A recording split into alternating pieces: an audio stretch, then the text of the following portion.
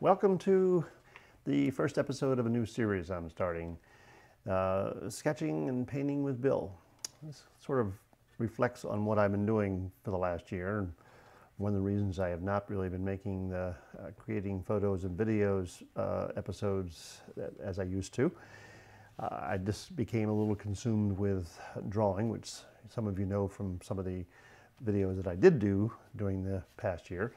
But I haven't quite fully flushed out how this is going to evolve, but I wanted a platform on which to share things that I'm learning through sketching and painting, the same as I have done with making videos with smartphones, iOS devices, and with regular cameras, DSLR cameras, and Micro Four Thirds cameras. So one of the things that I focus on in my sketching and painting is drawing places around. I live in Lynchburg, Virginia, in Central Virginia, and drawing places around that are landmarks of this particular locale. And when we go traveling, I hope to do the same thing where we travel. As opposed to taking lots of photographs, I hope to do more drawing and painting. And the type of drawing and painting that I like is referred to as urban sketching. And there's nothing really new about urban sketching. It's something that's been around for centuries, really, in the form of plein air painting, where people go outside with their easel and paint what they see in front of them.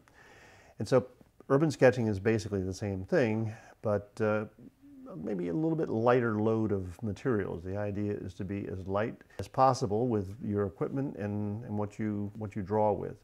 So having a good drawing board or a solid surface, whether it's a sketchbook that has a solid backing or an actual drawing board, is useful as you're sitting on the sidewalk or sitting in a chair perhaps on the sidewalk or on a field, and put that on your lap. And also, as you can see in this picture right now, the Coroplast drawing board that I made out of Coroplast. Coroplast is a material that you often see on political signs and real estate signs. They kind of stand up to weather, and they have little channels in them. So if you cut it and part way through, you can fold it without it tearing, and if necessary, you can reinforce it with tape.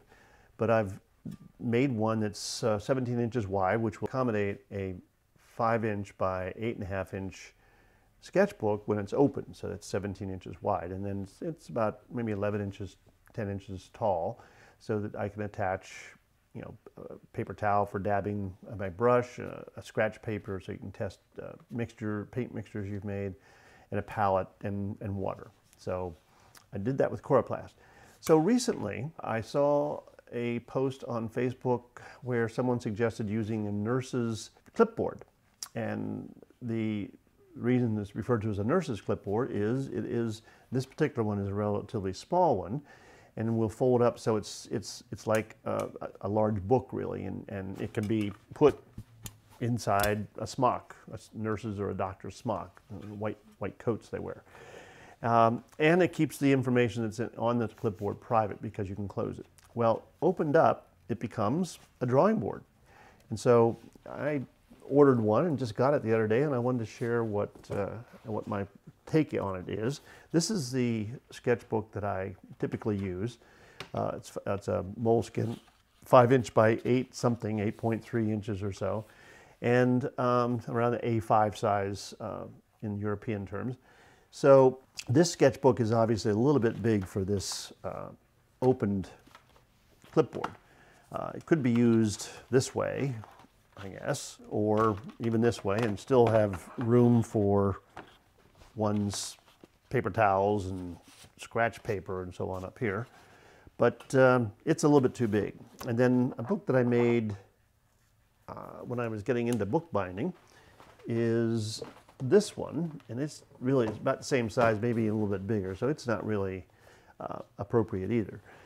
One thing that does work, I've got a 5x7 block, and a paper block in the watercolor world is just a stack of paper pages, watercolor pages, that are glued together on 3 sides and open on one side. And when you paint, and you use water, obviously, when you're using watercolor, it stays flat while it dries. And when it dries, you can take a letter opener and loosen it and take it off, and it will stay fairly flat. So this 5x7 will fit nicely, really, into this. Actually, it has a little lip when you open it up, and that fits on there pretty nicely. So if I put a paper towel up here for dabbing my paint, and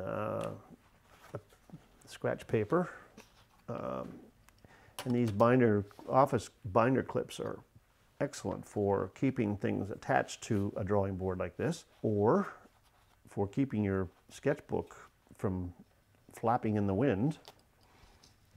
I need to get this around here. Okay, so there's that.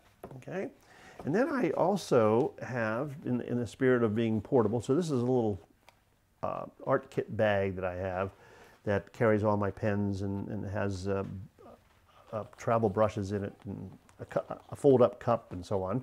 But it also has my palettes. I have a palette that has 15 paints in it. It's the size of a business card, and it's metal. Now, this clipboard is aluminum, so magnets won't stick to it, so that won't help. But I can add a magnetic strip across the top, just as I did on the Coroplast drawing board, and that will hold my palette. And now I'm set to be able to paint. I can just, and I need to put some water, so I either have a cup of water, or I take this fold-up cup and use it. There are also holders like this that will let you put a cup, attach a cup to a drawing board. That's not, I haven't used this yet, so I'm not quite sure how well that works, but that's the idea. So this would work, and the nice thing is when you're ready to move on, you can put this inside here, close it, and it's pretty compact. It can go inside my bag, my carrying bag, because obviously I also have a bag with me. But because of the clip, it doesn't close really well, so this is a little bit big. I have a 4x6 block, which would be better. I couldn't find it before I started this video, so I don't have it with me. But the best one, it turns out, and probably what this will end up being for me, is a portable drawing board for my 3.5 by 5.5 inch sketchbook. So this little sketchbook will fit in here nicely. In fact, I can use it in a variety of ways. I could have it so that the built-in clip holds it open, and I can put one of these other clips over here, and then my palette up here, and a paper towel, and a scratch pad. Then I just had to have my brushes and my water, and I'm ready to go. So my overall assessment of this nurse's clipboard, and I'll put the dimensions below, is that it is workable. And especially if you use if you typically carry a small sketchbook and need a place to keep your palette and other accessories that you typically are going to use when you're urban sketching, really kind of perfect for that. So I would recommend it if you're interested and are looking at a way to transport your gear and have a firm place to draw on. So with that sketchbook, it really closes up pretty nicely. And I could even take a larger one of these binder clips and keep it closed, I think. Let's see if that'll work. That might be forcing it a little bit too much, but that works. One of the enhancements I would like to try to figure out if I can do is to add, is to add a 1/4-20 attachment somehow. So this could be put on a tripod, because that's also quite handy. But that maybe is going a little bit overboard. The idea with this is it's small, light, and easy to carry. Okay, so that brings me to the end of this first episode in the series on sketching and painting with Bill.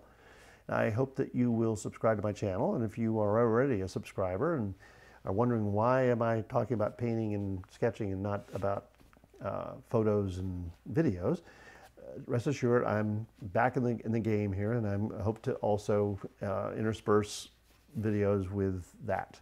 I also have a blog on sketching and painting, and I have a blog on photography as well. So check that out. I'll put links in the description below. And look forward to seeing you next time. Goodbye.